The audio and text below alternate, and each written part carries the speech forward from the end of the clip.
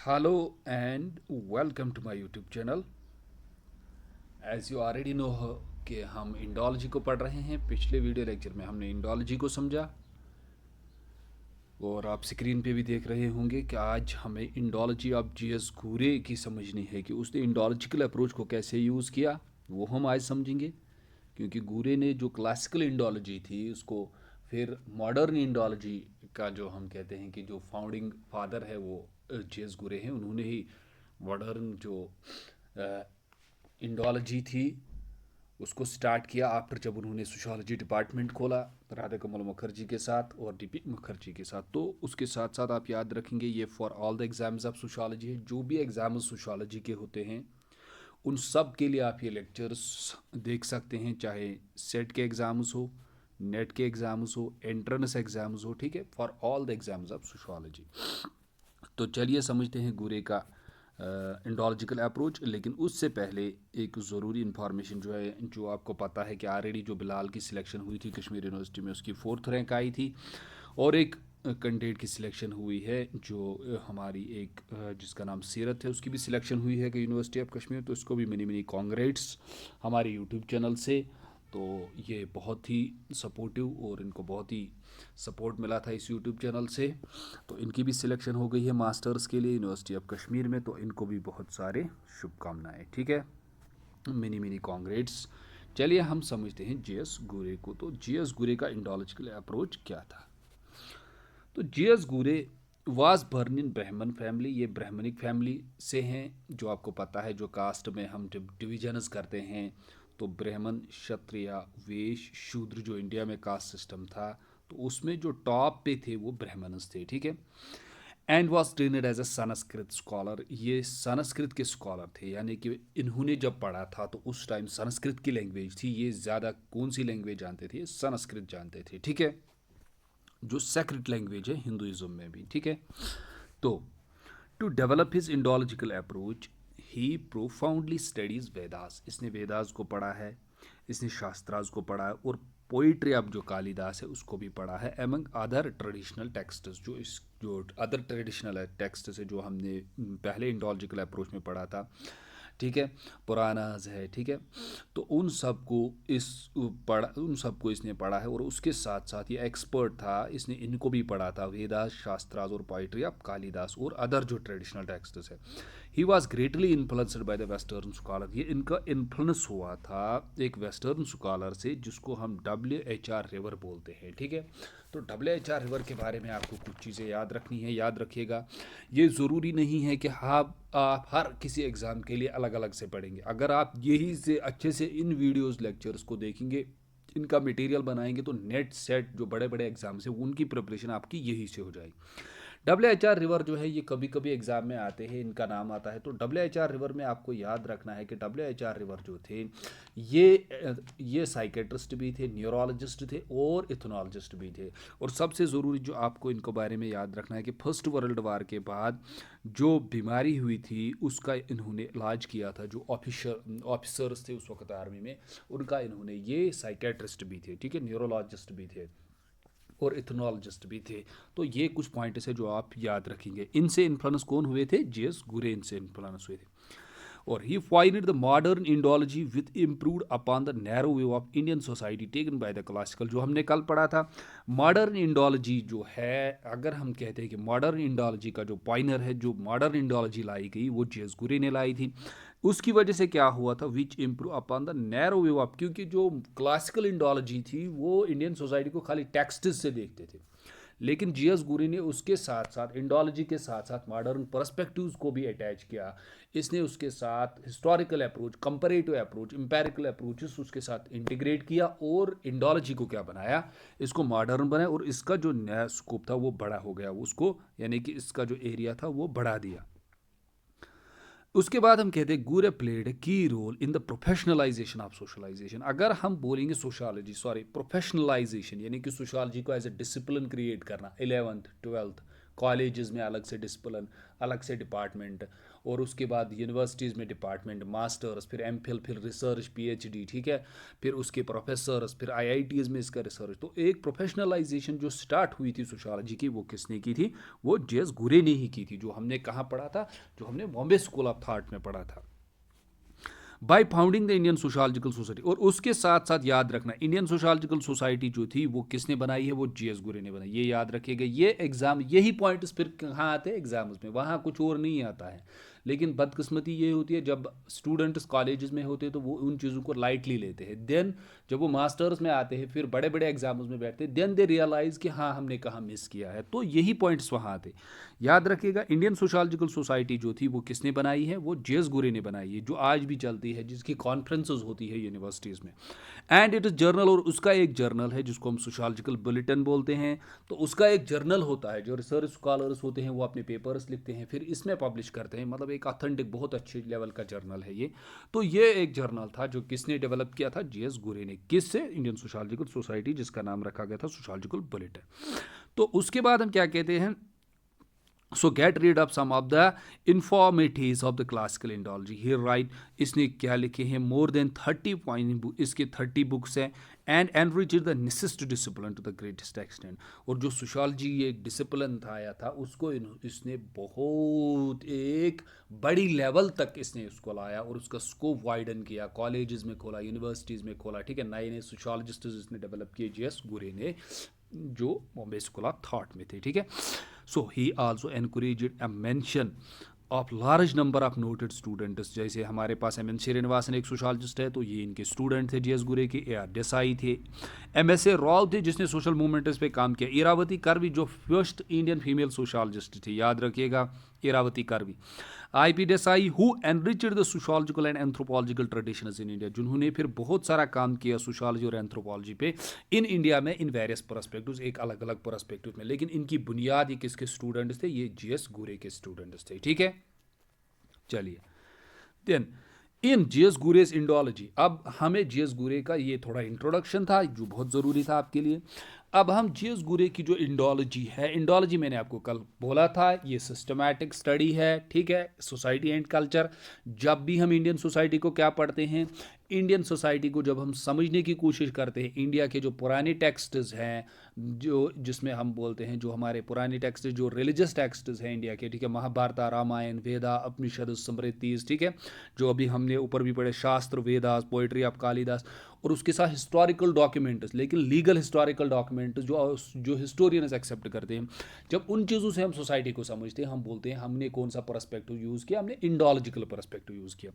तो गुरे की इंडोलॉजी जो है, इस गुरे की इंडोलॉजी में क्या है? Culture is central element. गुरे की इंडोलॉजी में कल्चरल सेंट्रल एलिमेंट है, यानी गुरे ने सबसे ज़्यादा फोकस किस पे किया है? कल्चर पे। थ्रू आउट हिज वर्क, अपनी जो भी उसने काम किया है, उसने जो भी पेपर्स, बुक्स लिखे हैं, उसमें सबसे ज़्यादा फोकस उसने कल्चर पे किया है। ही understand society in terms of Sanskrit texts. ये सोसाइटी को अंडरस्टैंड करते हैं, इंडियन सोसाइटी को, किस में? इन टर्म्स ऑफ संस्कृत टेक्स्ट्स, यानी कि जो संस्कृत, जो अभी मैंने बोला कि बहुत सारे जो इंडियन सोसाइटी है, जो हिंदू धर्म है, उसकी जो बुक्स है वो किस में लिखी गई है? संस्कृत टेक्स्ट में। उसके साथ साथ हिस्टोरिकल डॉक्यूमेंट्स। हिस्टोरिकल डॉक्यूमेंट्स क्या होते हैं? वही डॉक्यूमेंट जो हिस्टोरियंस एक्सेप्ट करते हैं, हाँ ये डॉक्यूमेंट ठीक है। And other archaeological material. Archaeological material जो वहाँ से जब डिगिंग होती है ज़मीन की, जब खुदाई होती है, वहाँ से जो निकलते हैं कॉइन्स निकलते हैं, सील्स निकलते हैं, जैसे पशुपति सील है, ठीक है। तो इंडस वैली सिविलाइजेशन में जब डिगिंग की गई, वहाँ बहुत सारे चीज़ें निकले, ज्वेलरीज निकले, पोर्ट्स निकले, ठीक है, उनको हम archaeological material. And also supplementary with it is theoretical perspective, ठीक है। तो ये अंडरस्टैंड करते हैं सोसाइटी को इन टर्म्स ऑफ संस्कृत टेक्स्ट्स, यानी गुरे ने सोसाइटी को समझने की कोशिश की। संस्कृत टेक्स्ट जो पुराने बुक्स थे, हिस्टोरिकल डॉक्यूमेंट्स क्या थे पुराने, उनको भी यूज़ किया इसने, archaeological material, and also supplementary with theoretical perspective. जहाँ इसको थेरेटिकल परस्पेक्टिव की ज़रूरत मिली तो उसने उसको भी यूज़ किया। इसका मतलब देखिए, यहीं पे एक आपको पॉइंट ज़रूरी याद रखना है। इसका मतलब है गुरे की जो मेथोडोलॉजी है, गुरे के जो पर्सपेक्टिव्स है, वो क्या है? वो मिक्सड है, वो कंबाइनड है। इसने एक ही पर्सपेक्टिव को यूज नहीं किया है। जैसे हमने फंक्शनलिज्म को समझा, तुर्कियम फंक्शनलिस्ट थे, वो फंक्शनलिज्म से बाहर नहीं निकले, लेकिन गुरे ने बहुत सारे पर्सपेक्टिव्स को जमा किया, ठीक है, ये याद रखिएगा। उसके बाद आपको क्या याद रखना है, इसके बाद आपको याद रखना है गुरे developed his methodology. Sir methodology क्या होती है? मेथोडोलॉजी आपको याद रखना है system of methods and principles for doing something. System of method जिसमें कुछ मेथड्स होते हैं और प्रिंसिपल्स होते हैं किसी चीज़ को कोई भी काम अंजाम देने के लिए। जैसे मैं आपको समझाता हूँ मेथोडोलॉजी क्या होती है, एग्जाम्पल से समझते। आपने घर में किसी को काम करने के लिए लाया, जैसे आपको मकान बनाना है, तो जो मकान बनाएगा उसके पास क्या होते हैं, उसके पास सिस्टम ऑफ मेथड्स होते हैं। उसको पता होता है कि मुझे किस किस मेथड से कौन कौन सी चीज़ें यूज़ करनी है मकान बनाने के लिए, ठीक है। और उसके प्रिंसिपल्स होते हैं कि पहले क्या करेगा, वो पहले बेस बनाएगा, फिर उसके बाद दूसरी, फिर तीसरी, फिर चौथी, यानी कि सिस्टमैटिकली वो काम करेगा, क्योंकि उसको समथिंग कुछ करना है। क्या करना है? उसको मकान बनाना है। तो उसके पास क्या होते हैं, उसके पास मेथड्स भी होते हैं और प्रिंसिपल्स भी होते हैं। इसी तरह से जब हमें सोशियोलॉजी में किसी चीज़ पे काम करना है, हमें कास्ट की स्टडी करनी है, तो हमारे पास जो है, हमारे पास सोशियोलॉजी ने कुछ हमारे मेथड्स दिए हैं और प्रिंसिपल्स दिए हैं जिनको हम यूज़ करके क्या कर सकते हैं, कास्ट को स्टडी कर सकते हैं। उसी को हम मेथोडोलॉजी बोलते हैं सोशल साइंस में। ये बात आई समझ में? सॉरी। तो मेथड्स क्या होते हैं? मेथोडोलॉजी वही होती है जहां आप कुछ मेथड्स को यूज़ करते हैं, कुछ प्रिंसिपल्स को यूज़ करते हैं, ताकि आपको जो हासिल करना है, you have to do something, जो आपको करना है उसको आप कर सके, ठीक है। सो गुरे डेवलप्ड हिज मेथोडोलॉजी। इसको जो इसकी जो मेथोडोलॉजी है, यानी कि सोसाइटी को समझने के लिए, इंडियन सोसाइटी को समझने के लिए, after studying a large number of classical texts, जब इसने बहुत सारे क्लासिकल टेक्स्ट्स पुरानी बुक्स को पढ़ा, his Indological view is also influenced by the जो इंस्टीट्यूशन ऑफ पुणे हैं वो भी इन्फ्लुएंस हुए।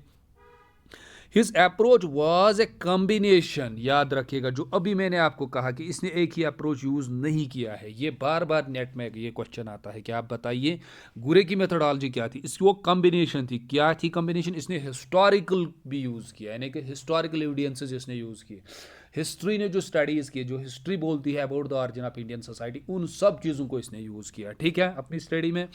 फिर इसने क्या किया? Diffusionist approach. डिफ्यूजनिस्ट मतलब क्या होता है? जब कोई चीज़ फैलती है, मतलब एग्जाम्पल से, मतलब कश्मीरी कल्चर है, मतलब राइस खाना, ये एक एग्जाम्पल है, ठीक है। तो यहाँ एक ने स्टार्ट किया, फिर ये धीरे धीरे सब में फैल गया, तो इसको बोलते हैं डिफ्यूजनिस्ट अप्रोच। जैसे कल्चर किसी से स्टार्ट हो गया, जैसे डोमिनोज या पिज़्ज़ा का कल्चर एक सोसाइटी का, एक इंडिविजुअल, एक आदमी या किसी ने स्टार्ट किया, तो फिर वो धीरे धीरे पूरे दुनिया में, उसको बोलते हैं डिफ्यूजनिस्ट अप्रोच। एक जगह से किसी चीज़ का पूरे एरिया में फैलना, इसको बोलते हैं डिफ्यूजन, ठीक है। तो इसने हिस्टोरिकल अप्रोच भी यूज़ किया, इसने डिफ्यूजनिस्ट अप्रोच भी यूज़ किया, इसने डिस्क्रिप्टिव एंथ्रोपोलॉजी भी, डिस्क्रिप्टिव इथनोग्राफी भी यूज़ की। इथनोग्राफी क्या होती है सर? डिस्क्रिप्टिव इथनोग्राफी क्या होती है? इथनोग्राफी मतलब होती है, अब एग्जाम्पल, हमें किसी ट्राइब को स्टडी करना है, ठीक है, वो फॉरेस्ट एरिया में रहते हैं, हम वहाँ जाते हैं, हम उनको बोलते हैं हम यहाँ कुछ दिन के लिए रहने आए, लेकिन उनको हम नहीं बोलते हैं कि हम आप पे स्टडी कर रहे हैं, हम उनके साथ रह रहे हैं एक साल में, या वहाँ हमने कोई टेंट लगाया, वहाँ हमने एज अ ट्राइब हम वहाँ गए, हमने भी वहाँ मतलब कुछ मतलब जानवरों को लाया, उनको रेयरिंग के लिए रखा, तो वहाँ हम बैठे, हम उन ट्राइब्स को ऑब्जर्व कर रहे हैं और देख रहे हैं, फिर उन पे स्टडी कर रहे हैं, उनकी मैरिज हो रही है हम लिख रहे हैं, उन वो खाना खाते हैं हम लिख रहे हैं, तो इसको बोलते हैं इथनोग्राफी। यानी इसका मतलब क्या होता है? Study of people. इथनोग्राफी याद रखिएगा, इथनोग्राफी का मतलब होता है स्टडी ऑफ पीपल, लोगों को स्टडी करना, लेकिन लेकिन लेकिन इन दियर ओन एनवायरनमेंट, उनके अपने ही एनवायरनमेंट में जब हम स्टडी करते हैं तो उसको हम क्या बोलते हैं? उसको हम बोलते हैं इथनोग्राफी, याद रखिएगा। इसमें करते हैं हम स्टडी ऑफ पीपल, लोगों की स्टडी करते हैं, लेकिन इन दियर ओन एनवायरनमेंट, उनके अपने ही एनवायरनमेंट में वही जाकर हम स्टडी करते हैं, ठीक है, थ्रू पार्टिसिपेंट ऑब्जर्वेशन, या हम उनके साथ पार्टिसिपेट करते हैं, उनके साथ ही रहते हैं या उनसे अलग रहते हैं, ठीक है, तो उसको बोलते हैं इतना। डिस्क्रिप्टिव क्या होता है? डिस्क्रिप्टिव का मतलब होता है जब हम किसी के लिए किसी की डिटेल्ड इंफॉर्मेशन देते हैं, तो हम लिख रहे हैं वहाँ, तो डिस्क्रिप्टिव एंथ्रोपोलॉजी क्या, इथनोग्राफी क्या होती है? जब हम उन लोगों के साथ रह रहे हैं, उनके बारे में लिख रहे हैं, फिर वो डिटेल्ड से हम लिख रहे हैं, तो उसको बोलते हैं डिस्क्रिप्टिव इथनोग्राफी। आई बात समझ में? तो हम क्या बोल रहे थे? हम बोल रहे थे गुरे ने क्या किया, इसने हिस्टोरिकल अप्रोच भी यूज़ किया, यानी हिस्ट्री को भी इसने यूज़ किया, ठीक है। इसने डिफ्यूजनिस्ट्स का भी अप्रोच यूज़ किया, कि जो बोलते थे कि जो चीज़ें हैं, जो कल्चर दुनिया में फैला, ये एक जगह स्टार्ट हुआ फिर पूरे दुनिया में फैला। और डिस्क्रिप्टिव इथनोग्राफी भी इसने यूज़ की, यानी कि इसकी जो मेथोडोलॉजी है वो कंबाइनड है। कंबाइनड उसमें क्या क्या है? हिस्टोरिकल, डिफ्यूजनिस्ट और डिस्क्रिप्टिव इथनोग्राफी। ठीक, he attempted to study Indian society in a specific historical, इसने कोशिश की इंडियन सोसाइटी को समझने के लिए specific historical, historically specific historical and specifical historical context के हिस्टोरिकल कॉन्टेक्स्ट में इसने इंडियन सोसाइटी को समझने की कोशिश की कि इंडियन सोसाइटी हिस्टोरिकली कैसे बनी। ठीक है, स्पेसिफिक हिस्टोरिकल कॉन्टेक्स्ट में कि इंडियन सोसाइटी पहले ऑरिजिन कैसे हुआ, फिर इंडियन सोसाइटी एंशंट में कैसी थी, कल्चर कैसे थे, वहाँ लोग कल्चर कैसे फैला, हिस्ट्री क्या बोलती है, इथनोग्राफर्स क्या बोलते हैं। ठीक है, उसके साथ साथ इसने कौन सी मेथोडोलॉजी यूज़ की थी और डिफ्यूजनिस्ट्स क्या बोलते हैं। तो इस तरह से इसने इंडियन सोसाइटी को समझने की कोशिश की। तो इसने बोला Indian traditions were seen as diffusion from one place to another. इसने बोला इंडिया के जो ट्रेडिशंस है, ट्रेडिशंस मतलब जो हमारे कस्टम्स हैं जो पुराने हैं, were seen as diffusion from one place. इसने कहा इंडिया में जो ट्रेडिशंस हैं ये एक जगह से पहले निकले, फिर धीरे धीरे पूरे इंडिया में ये फैले। ठीक है, जैसे इंडिया में अभी कोई कल्चर है, कोई भी कस्टम आप लीजिए, शादी का, मैरिजेस का, डाइवोर्स का, कोई भी खाने का, पीने का, कपड़े पहनने का, लैंग्वेजेस, ड्रेस पैटर्न, ये सब कल्चर में आता है। तो ये कहते हैं कि ये पहले एक जगह से निकला फिर पूरे इंडिया में फैला। आई बात समझ में? तो उसी को हम डिफ्यूजनिस्ट अप्रोच बोलते हैं, from one place to another place. उसे क्या बोलते हैं? Resulting in the unity of society. इसने गुरी ने कहा जब इंडियन सोसाइटी में यहाँ से कोई चीज़ निकली फिर पूरे इंडिया में वो फैला, उसी की वजह से जब वो सारे इंडिया में फैला तो उसकी वजह से क्या हो गया, सभी में क्या आ गया, जैसे ड्रेस पैटर्न, सब ने वही ड्रेस पैटर्न फॉलो किया। ये कहते हैं कि इससे क्या होता है, इससे इंडिया में यूनिटी डेवलप होती है इंडियन सोसाइटी में। और उसके साथ साथ ये कहते हैं his descriptive ethnography was very much rooted in the empirical reality. तो इसकी जो डिस्क्रिप्टिव इथनोग्राफी जो इसने की थी, खुद इसने की थी, तो उसको हम बोलते हैं ये रूटेड है empirical reality. Sir empirical reality क्या होती है? रियलिटी मतलब होती है जो ऑब्जर्व आप करते हो, जो आप देखते हैं, empirical reality.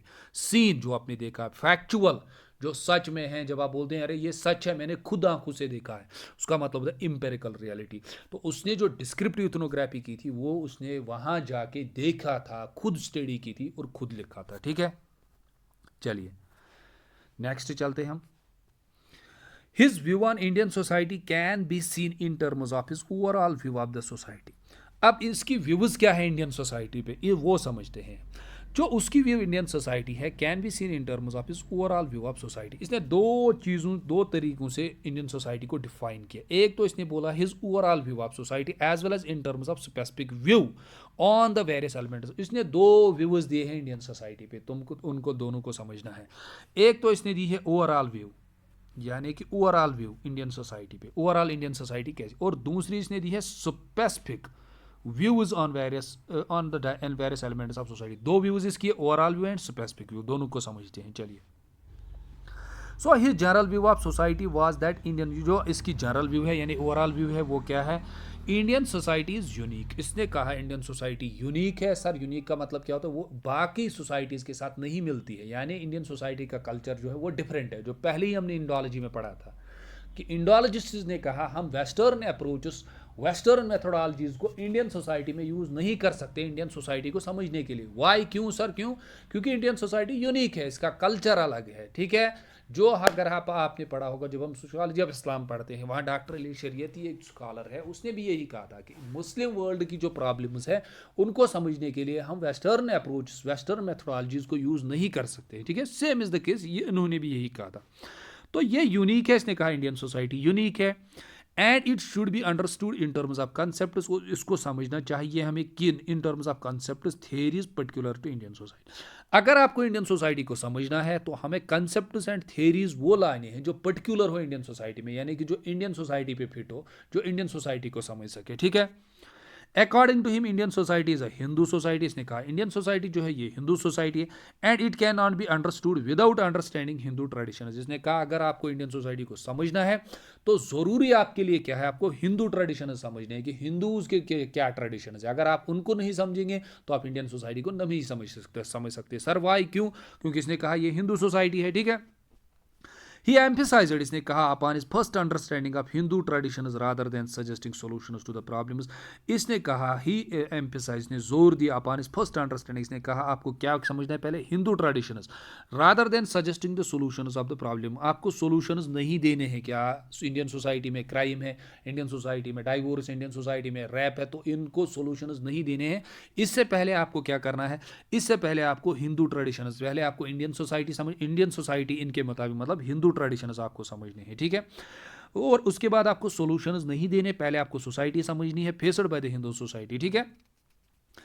Indian society is viewed as continuity from the past in the form of its historical mournings, यानी कि इंडियन सोसाइटी जो है ये कंटिन्यूसली चल रही है। इंडियन सोसाइटी को समझने के लिए आपको पास्ट से ही अंडरस्टैंडिंग कंटिन्यूसली समझना है कि पास्ट में कल्चर कैसे था, उसकी कंटिन्यूटी हिस्टोरिकल मार, फिर मिडिवल में कैसा रहा, फिर मॉडर्न में कैसा रहा और प्रेजेंट में कैसा है, तभी आप इंडियन सोसाइटी को समझ सकते हैं। ये also emphasised on the understanding of order, और उसके साथ साथ इन्होंने कहा आपको इंडियन सोसाइटी में ऑर्डर एंड चेंज समझना है इन सोसाइटी, यानी इंडियन सोसाइटी में वो कौन सी चीजें थी जिसकी वजह से ऑर्डर मेंटेन रहा था, और कौन सी चीजें हैं जिन्होंने चेंज लाए। ये दो चीजें हमें साइमल्टेनियसली सोसाइटी में समझनी है कि हमारी सोसाइटी में कौन सी वो चीजें हैं जो हमें ऑर्डर देते, जिससे ऑर्डर रहता है, और कौन सी चीजें हैं जो चेंज कर रही है सोसाइटी, जिससे सोसाइटीज में चेंजेस आ रही है, ठीक है। जैसे एग्जाम्पल से आप समझते हैं पुलिस हमारे पास है, तो ये सोसाइटी में ऑर्डर मेंटेन रखती है। एजुकेशन आ रही है, वो सोसाइटी को क्या कर रही है, चेंज कर रही है, वो सोसाइटी में चेंजेस ला रही है, पॉजिटिव चेंजेस, ठीक है। तो फिर इन्होंने क्या कहा, इन्होंने कहा ऑर्डर एंड चेंज को आपको समझना होगा। Order is understood in terms of specific aspects of society, याद रखिएगा, like caste, religion, village, tribe and urbanization. इसने कहा इंडियन सोसाइटी में आपको ऑर्डर समझना है in terms of specific aspects of the society. Indian society में कुछ स्पेसिफिक चीज़ें थी जिसकी वजह से इंडियन सोसाइटी में ऑर्डर रहता था। उसमें क्या है, कास्ट। देखिए यहीं पे आपको एक पॉइंट याद रखना, इसी तरीके से फिर क्वेश्चन। जीएस गुरे जो थे, इन्होंने कहा इंडियन सोसाइटी में जो कास्ट है, कास्ट की वजह से सोसाइटी में ऑर्डर मेंटेन रहता है, यानी कास्ट की नेगेटिव फंक्शन नहीं है, कास्ट की पॉजिटिव फंक्शन है। कास्ट की वजह से ऑर्डर, अब आप बोलोगे सर कास्ट की वजह से कैसे ऑर्डर रहेगा, लोअर कास्ट के जो है उनको तो एक्सप्लॉइट होता है। इसने कहा जब सोसाइटी डिवाइड होती है चार सेगमेंट्स में, ब्राह्मण, क्षत्रिय, वैश्य और शूद्र, इससे क्या होता है, ब्राह्मण अपना काम करता है जिसे दुर्खियम बोलते हैं, डिवीजन ऑफ लेबर। इससे क्या होता है, इससे काम डिवाइड होता है, हर कोई अपना अपना काम करता है। जब अपना अपना काम करेगा तो इससे क्या मेंटेन रहेगा, ऑर्डर मेंटेन रहेगा सोसाइटी में, सिंपल कंसेप्ट। तो इसका मतलब क्या होता है, अगर आपसे कभी भी पूछा जाएगा आप बताइए किस सोशोलॉजिस्ट ने कहा कास्ट की पॉजिटिव फंक्शन है, फिर गुरे ऑप्शन में होंगे, सो दैट इज द गुरे, ठीक है, याद रखिएगा। रिलीजन की वजह से इसने कहा कि रिलीजन की वजह से इंडियन सोसाइटी में ऑर्डर मेंटेन रहता है, लोग अपना काम करते हैं, लोग गलत नहीं करते हैं, लोगों के अंदर जो सोशलाइजेशन है, कॉन्शियसनेस है, वो रिलीजन डेवलप करता है। जहां मार्कस कहता है रिलीजन की वजह से कॉन्फ्लिक्ट्स डेवलप होते हैं, रिलीजन एक्सप्लॉइट करता है, वहाँ जीएस गुरे कहते हैं नहीं, रिलीजन की वजह से लोग क्या करते हैं, वो गलत नहीं करते हैं, उनको सोशलाइज, उनको मॉरल वैल्यूज रिलीजन सिखाता है। ये बात आई समझ में। विलेजेस, इनका भी पॉजिटिव फंक्शन, इनकी वजह से ऑर्डर मेंटेन रहता है, ट्राइब्स की वजह से और अर्बनाइजेशन की वजह से। He took a dynamic view of Indian society, not only in terms of continuities from the past but also in terms of understanding the process of change in terms of the British influence, ठीक है। तो dynamic view of Indian society, dynamic मतलब होता है change, static मतलब होता है order, यानी कि जब चेंज नहीं होती है। Not only in terms of continuities from the past, इसने कहा कुछ चीज़ें जो हैं वो चेंजेस हुई है, but also in terms of understanding the process of change in terms of British influence. जब ब्रिटिश आए थे तो उनका एक इन्फ्लुएंस पड़ा था यहाँ चेंजेस पे, ठीक है, तो कुछ चेंजेस आए थे। The process of change is understood in terms of changing Hindu tradition. अगर आपको चेंज समझना है तो आपको क्या समझना है, इंडियन जो हिंदू ट्रेडिशन है उसमें क्या चेंजेस आए हैं, इसका मतलब आप क्या समझोगे, तभी आप समझोगे इंडियन सोसाइटी में क्या चेंजेस आए हैं। क्यों, क्योंकि इसने कहा था इंडियन सोसाइटी जो वो हिंदू डोमिनेटेड सोसाइटी है, ठीक है, वो हिंदू सोसाइटी है। तो आपको इंडियन सोसाइटी में चेंज समझने के लिए क्या समझना है, हिंदू ट्रेडिशन समझने हैं। So he refrained from mentioning any great influence of the British rule, और ये रिफेन्ड रहे हैं, ये दूर रहे हैं इस चीज़ से। फॉर मेंशनिंग, इन्होंने ये मेंशन नहीं किया है कि कोई भी ग्रेट मॉडर्नाइजिंग इन्फ्लुएंस पड़ा है ब्रिटिश रूल का, यानी कि ब्रिटिशर्स का कुछ मॉडर्नाइजिंग इन्फ्लुएंस पड़ा है इंडियन सोसाइटी पे, यानी कुछ चेंजेस, कुछ ऐसे कंसेप्ट जो हम बोलते हैं कि इंडिया मॉडर्नाइज हो गया because of the western culture, because of the western traditions, ठीक है, तो उससे ये दूर रहे हैं, ठीक है। उसके बाद आपको समझनी है इनकी दूसरी व्यू, जो स्पेसिफिक व्यू है इनकी। Sorry, wait a second. तो स्पेसिफिक व्यू इनकी क्या थी? Specific view about the caste are mentioned in his various books. पहले हमने क्या समझा? General view. अब हम स्पेसिफिक व्यू को समझते हैं। His specific view about the caste are mentioned in his various books. इनके बहुत सारे बुक्स में है। इसकी जो पहली बुक है, ये याद रखिएगा, ये डेफिनेटली आती है यार किसी एग्जाम में। The first book, Caste and Race in India, Caste and Race in India 1932, is regarded as a classic in the field. ये इसको एक क्लासिक माना जाता है, पहले in the field, in this field, caste के बारे में। He gave a theory of origin of the caste. इन्होंने theory of origin of caste भी दी है। As well as said that caste originated from the Gangetic plains. याद रखिएगा, GS गुरे ने कहा, अगर आपको ये पूछा जाएगा जीएस गुरे ने क्या कहा कास्ट के बारे में, कास्ट के बारे में इसकी क्या व्यू थी? डिफ्यूजनिस्ट व्यू थी। इसने कहा गैग्नेटिक प्लेन्स में कास्ट डेवलप हो गया पहले, ठीक है, फिर धीरे धीरे वो क्या हो गया? वो धीरे धीरे पूरे इंडिया में फैला। क्या? कास्ट। समझ आई बात? याद रखना, भूल मत जाना ये। और धीरे धीरे वो फैला to the other areas. It highlighted it is diffusionist, यानी इसने कास्ट को समझने के लिए कौन सा अप्रोच यूज किया? Diffusionist approach, which was in turn influenced by the British diffusionist traditions. He took an attributional approach of the caste and understood caste in terms of its various features. और caste को इसने समझा है बहुत सारे, इसने features, caste को attributional approach से इसने समझा, उसने बहुत सारे फीचर्स दिए हैं कास्ट के, याद रखिएगा। He mentioned 6 features of the caste, ये भी याद रखना, ये बहुत इंपॉर्टेंट है। 6 फीचर्स ऑफ द कास्ट किसने दिए? जो हम डिस्कस करेंगे, आपका जो कंसेप्ट है जीएस गुरे का कास्ट, उसमें हम उनको डिस्कस करेंगे अच्छे से। लेकिन यहाँ याद रखिएगा, इसने 6 फीचर्स ऑफ द कास्ट दिए हैं। As the division of labour, इसने डिवीजन ऑफ लेबर कहा कि इसकी वजह से जो भी मैंने ऊपर आपको समझाया कि ब्राह्मण, क्षत्रिय, वैश्य, शूद्र, ये अपना काम करेगा, ये अपना काम करेगा, तो इससे डिवीजन ऑफ लेबर होगा, ठीक है। Principle of purity and pollution, इसने कहा इनके अंदर एक प्योरिटी एंड पोल्यूशन होता है, ये खुद को प्योर समझता है, इसको इम्प्योर समझता है, ठीक है। प्योरिटी एंड पोल्यूशन इसको कहता है, ये पोल्यूशन करता है, ठीक है। हायरार्की होती है इनमें। हायरार्की मतलब 1 2, ये टॉप पे रहेगा, ये लोअर पे रहेगा। हायरार्की मतलब जैसे अगर आप अपने डिस्ट्रिक्ट लेवल पे देखोगे तो आईएएस ऑफिसर डीसी ऊपर होगा, फिर उसके नीचे हर किसी डिपार्टमेंट का केएस ऑफिसर हेड होगा, फिर अपना अपना डिपार्टमेंट होगा, तो उनको हायरार्किकली कोऑर्डिनेट किया गया है, ठीक है। इसी तरह से ब्राह्मण टॉप पे, फिर उसके बाद शूद्र, वैश्य, और उसके बाद अनटचेबल्स, ठीक है, यानी क्षत्रिय। ये होती है हायरार्की। उसके बाद सिविल एंड रिलीजियस डिसेबिलिटीज़ का मतलब होता है ये जहाँ ब्राह्मण्स जाते थे, बड़े बड़े जो इनके टेम्पल्स थे, वहाँ लोअर कास्ट को जाने नहीं दिया जाता था, और इसके साथ खाना भी इनको नहीं अलाउड किया जाता। हेरिडेटरी नेचर, हेरिडेटरी का मतलब होता है अगर शूद्र का बच्चा पैदा हो गया तो वो शूद्र में ही रहेगा। ब्राह्मण का बेटा, जैसे ब्राह्मण का बच्चा पैदा हो गया, उसको कौन सा स्टेटस मिल गया? ब्राह्मण का।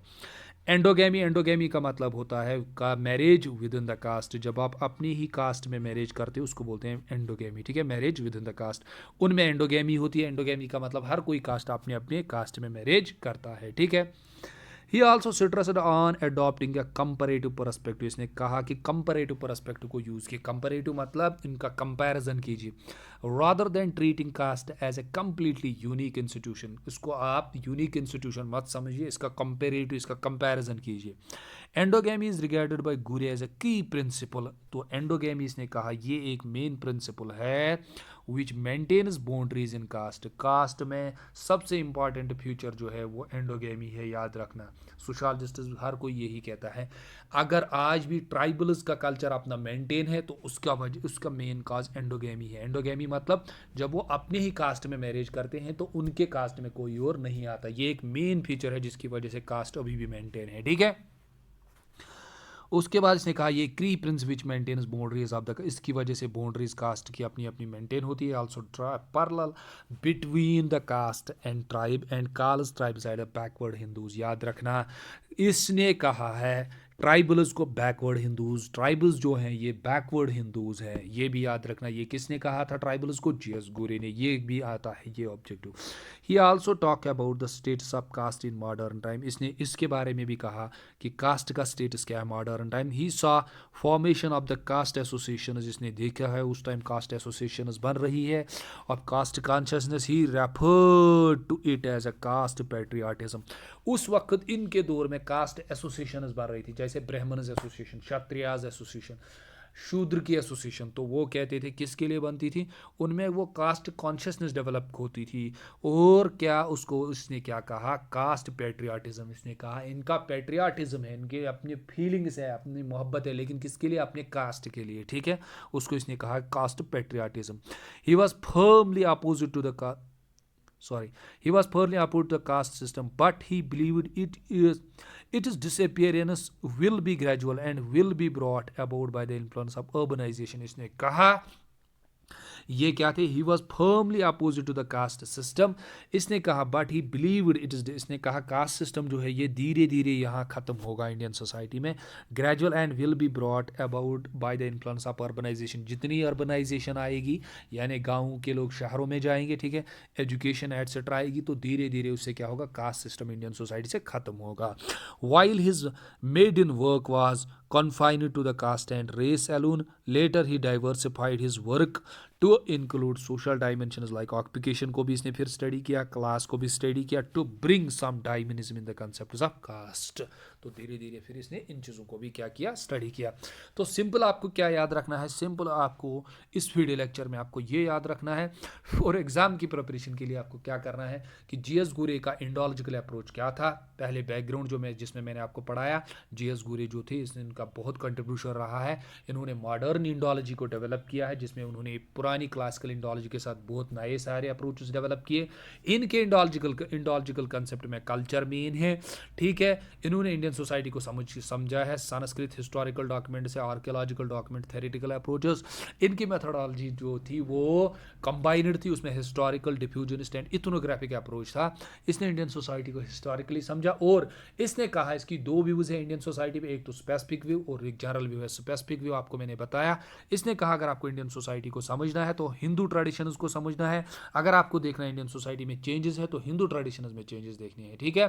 तो ये दोनों आपको याद रखने हैं जो भी मैंने आपको पढ़ाया है, बस यही है। जो भी एग्जाम आपका होगा यहाँ से आपके सारे क्वेश्चन निकल जाएंगे, चाहे कॉम्पिटेटिव होगा, डिस्क्रिप्टिव होगा, यहाँ से सारा आपका निकलेगा, इतना काफ़ी है जीएस गुरे की इंडोलॉजी पे, ठीक है। सो आप सभी से गुजारिश है चैनल को सब्सक्राइब करते रहिए, जिन्होंने सब्सक्राइब नहीं किया है लाइक कीजिए, शेयर कीजिए, खासकर स्टूडेंट्स के साथ, ताकि इनको एक इन्फॉर्मेशन मिले। इस चैनल का मकसद ये उन बच्चों को नॉलेज देना जो पेड बैच नहीं ले सकते हैं, जिनके टीचर्स अवेलेबल नहीं है, ठीक है। Okay, thanks to all of you.